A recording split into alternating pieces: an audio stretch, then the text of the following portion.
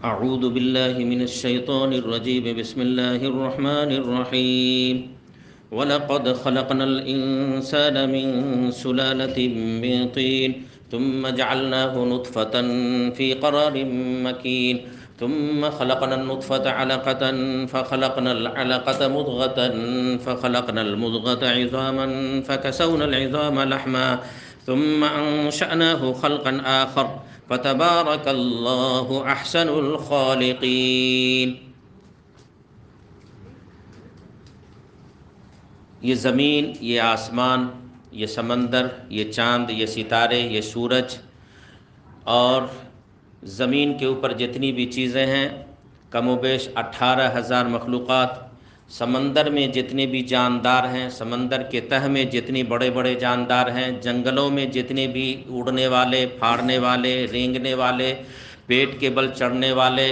دھارنے والے، پھاڑنے والے، یہ سب کے سب کو اللہ نے پیدا کیا ہے۔ اللہ نے پیدا کیا ہے، ہم کو بھی اللہ ہی نے پیدا کیا ہے۔ یہ سارا کائنات اللہ کا بنایا ہوا ہے، اس کا کوئی ثانی نہیں، اس کا کوئی مشیر نہیں، کوئی اس کو مشورہ نہیں دیتا، وہ کسی سے مشورہ نہیں لیتا، اس کا کوئی وزیر نہیں، وہ اکیلا تنے تنہا جب کوئی چیز کا ارادہ کرتا ہے، اذا اراد اللہ شیئا اذ قال له کن فیکون، جب کسی چیز کا وہ مالک، وہ خالق ارادہ کرتا ہے تو وہ کہتا ہے کہ ہو جا، اور وہ چیز ہو جاتی ہے، وہ کام ہو جاتا ہے۔ آج کی صورت میں سورہ مومن، سورہ مومن، ایمان والوں کی صورت، ایمان والوں کی صورت، اس صورت میں جتنی بھی باتیں بتائیں گئی وہ زیادہ تر بلکہ زیادہ سے زیادہ ایمان والوں کے متعلق ہے، ایمان والوں کے متعلق ہے۔ ایمان والوں کو نصیحت کی گئی، ایمان والوں کو وصیت کی گئی، ایمان والوں کو حکم کیا گیا، ایسا کرنا ہے، ایسا نہیں کرنا ہے۔ اور سب سے پہلے جو شروعات ہوئی، دیکھیے مومن، مومن ایمان، ایمان کا مطلب امن، ہم سے ساری دنیا کو امن، جس آدمی سے اس کا پڑوسی مامون ہو، جس آدمی سے اس کا رشتہ دار مامون ہو، محفوظ ہو، اس کی شرارت سے، اس کی بدمعاشی سے، اس کی حرکت سے، وہ ایمان والا، سچا ایمان والا۔ مسلم کا معنی سلامتی دینے والا، سلامتی دینے والا، حفاظت دینے والا۔ اب اسی لیے رسول اللہ صلی اللہ علیہ وسلم ارشاد فرمایا، من سلم المسلمون من لسانہ و یدی، جس کے زبان اور ہاتھ سے لوگ محفوظ ہوں، ایمان والے محفوظ ہوں، وہ صحیح مسلمان ہے، وہ صحیح مسلمان ہے۔ اور پڑوسی کے بارے میں آقا صلی اللہ علیہ وسلم نے اتنی وصیت فرمائی، اتنی وصیت فرمائی کہ جو آدمی کا پڑوسی چاہے یہودی ہو، نصارہ ہو، مشرک ہو، کافر ہو، ملحد ہو، آتشی ہو، جو بھی ہو، جس مذہب کا بھی ماننے والا ہو، مگر میرا پڑوسی ہے تو اس پڑوسی کو ہم سے خوشی حاصل ہونی چاہیے،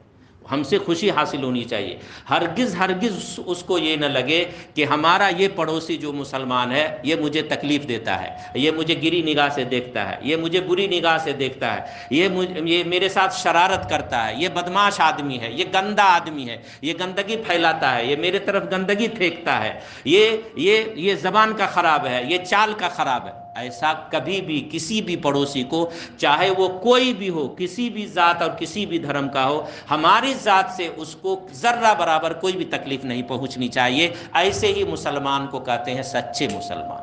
مسلمان کا معنی ہی یہی ہوتا ہے کہ جس کی ذات سے کسی کو بھی، چاہے کوئی بھی ہو، کچھ بھی تکلیف نہ پہنچے،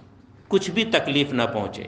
آج کی یہ سورت جو سورہ مومن ہے، اس میں اللہ تعالیٰ فرماتا ہے 11 نمبر، 12 نمبر، 13 نمبر کی آیت میں، وَلَقَدْ خَلَقْنَا الْإِنسَانَ مِنْ سُلَالَةٍ مِنْ طِينٍ، اے انسان، ہم نے تم کو پیدا کیا ہے مٹی سے، غذا سے،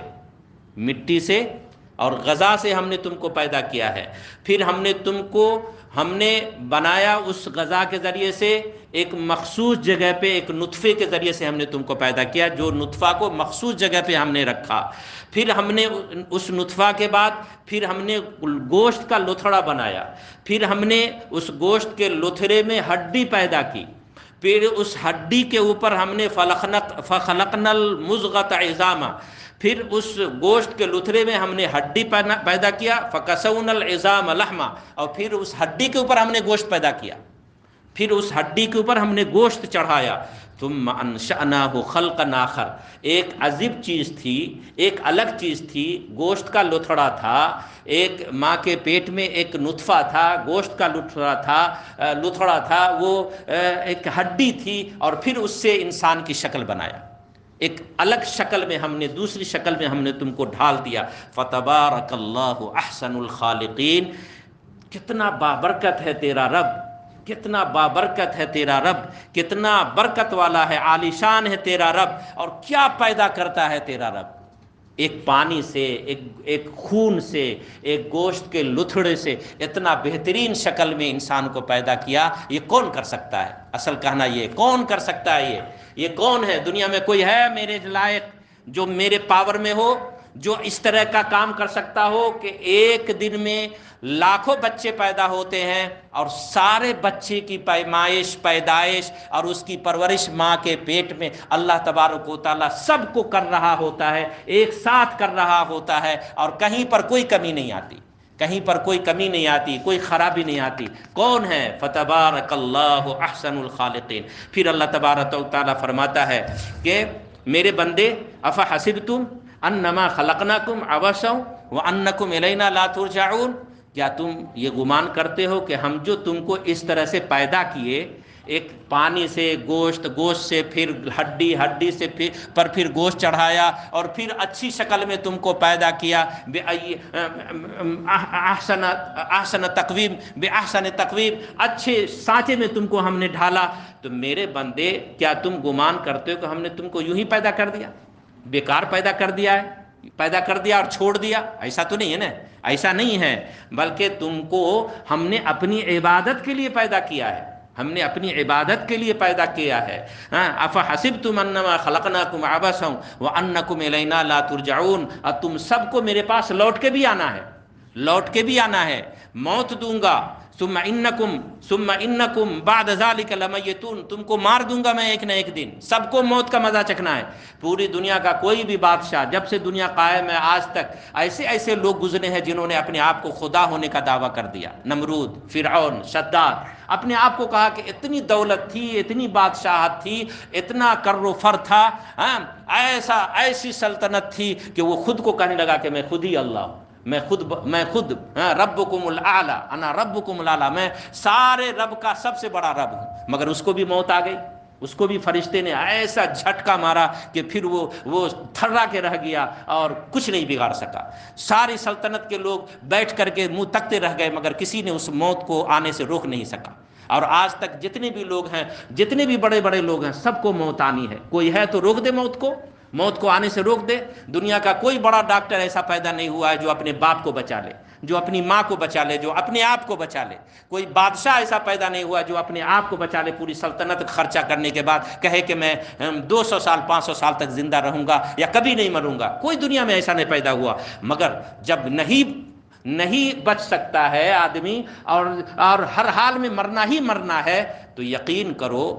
کرو کہ جس اللہ نے اس طرح سے تم کو ماں کے پیٹ سے پیدا کیا، اور پھر تم کو جوانی دی، اور پھر تم کو بڑھاپا دیا، اور پھر تم مرنے پر بھی مجبور ہو، مار بھی دیا، پھر تم کو ایک نہ ایک دن ضرور زندہ کرے گا۔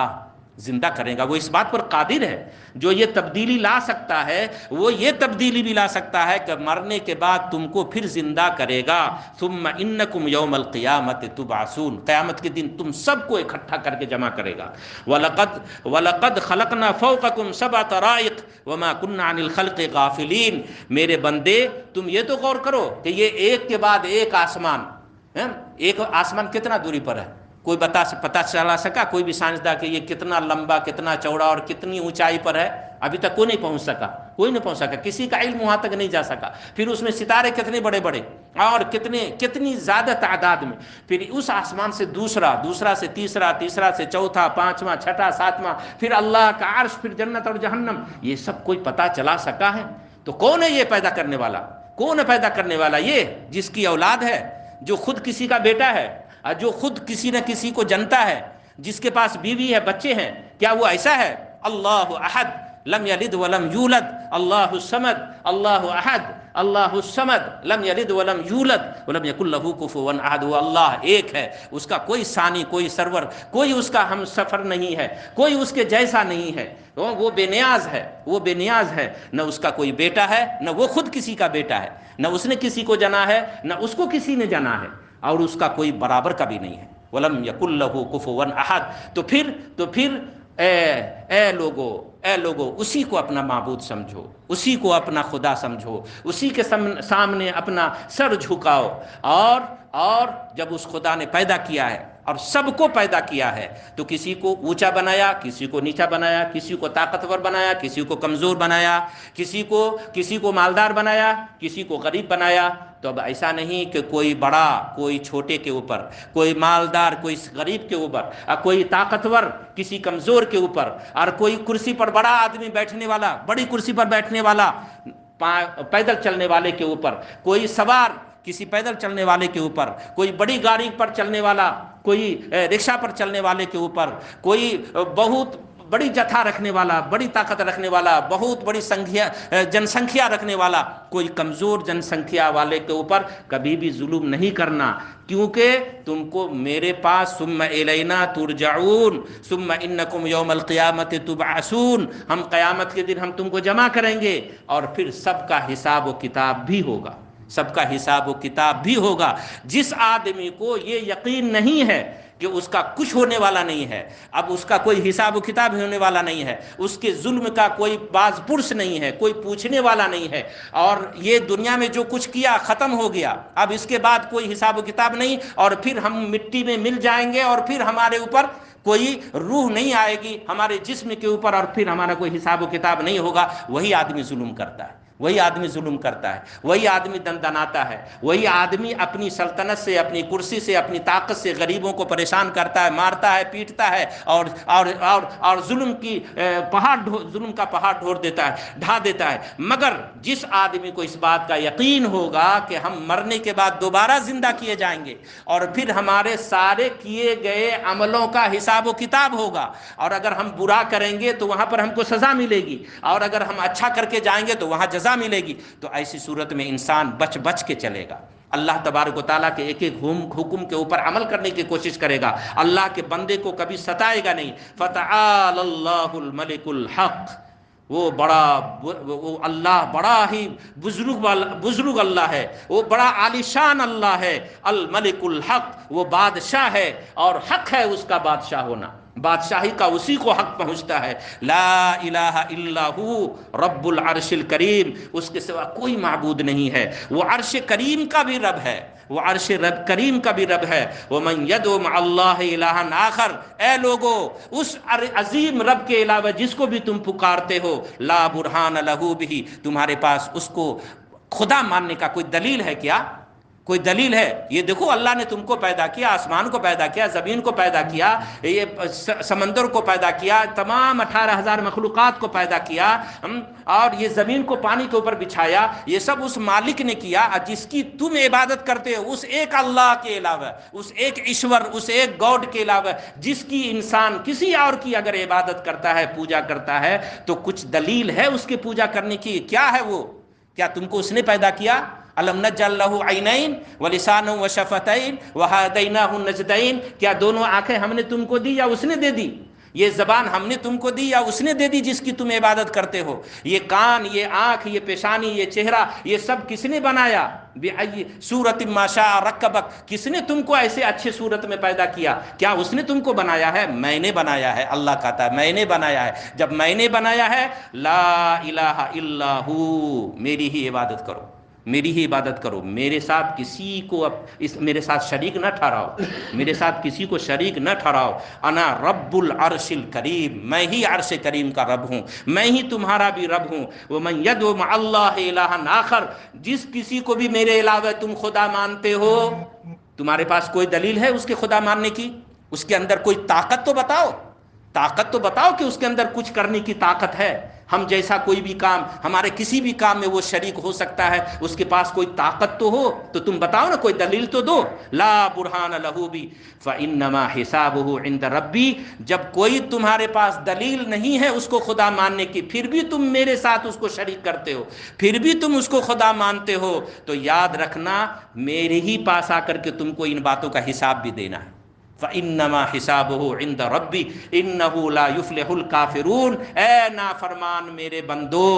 نافرمان میرے بندو، تم کامیاب نہیں ہو، تم کامیاب نہیں ہو. وَقُلْ رَبِّ اغْفِرْ وَارْحَمْ وَأَنْتَ خَيْرُ الرَّاحِمِينَ. اے میرے نبی صلی اللہ علیہ وسلم، یہ بات مانے آپ کی یا نہ مانے، ہمیں اللہ مانے یا ہمیں اللہ نہ مانے، یا ہمارے ساتھ کسی اور کو یہ شریک ٹھہرائیں، آپ اپنے آپ کو کہیے اے میرے پروردگار مجھے معاف فرما دیجئے، مجھ پر رحم فرمائیے، کہ بے شک تو تمام رحم کرنے والوں سے زیادہ رحم کرنے والا ہے. اللہ تعالی ہمیں